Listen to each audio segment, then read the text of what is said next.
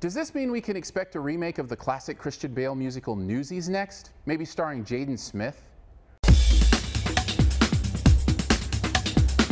Annie is the retelling, or would that be re-singing, of the classical musical Annie. The story remains mostly the same, with a girl who, while looking for her biological parents to escape her foster situation, finds a way to stay positive and ends up with an unexpected new family. The beats of the plot remain the same, even as the beats of the classic tunes are remixed for a new generation. Though I have to say, I thought the songs kept their power quite nicely. It's a tricky thing to take a beloved musical like this and tweak the insides a bit, but for the most part, I found myself enjoying the modernization of the soundtrack. With a musical like this, you want to make sure the audience doesn't lose the ability to sing along, and I think they stayed true to the original tunes enough that there will be many belting the notes right along from their seats.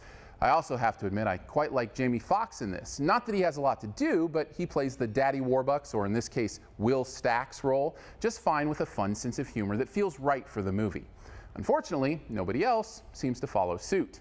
As much as the classic elements of this musical try to save the day, there are just too many misfires here to overcome. First off, the acting outside of Fox, and possibly the new Annie, is eye-rollingly bad. Cameron Diaz especially seems to be doing some sort of over-the-top caricature of the original that might feel at home reading cue cards on SNL, but here completely takes us out of the film. I mean, I know Carol Burnett is a tough act to follow, but come on.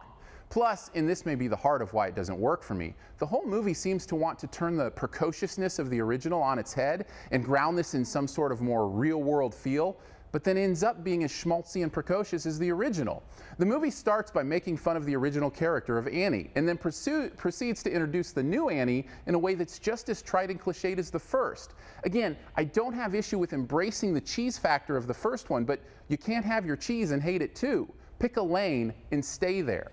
Overall, this remake of Annie feels unnecessary and not very well thought out. Despite the unarguable catchiness of the original music and story, some over-the-top acting and a lack of direction and tone consistency take this hard-knock grade down to a C.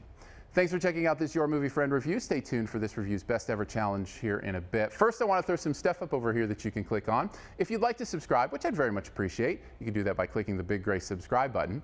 If you want to see more, well, I've got some other new movies I've reviewed that you can click on over here as well. You can also click the logo right up here to go to the all-new YourMovieFriend.com, where you can find a searchable database of reviews as well as the written text of these videos. And finally, this review's best ever challenge, where you name the best movie ever in a particular category and also try to identify my choice. What is the best movie ever with a young girl as a main character? I have a special place for the one that made it so that now I cry every time I see a rope swing.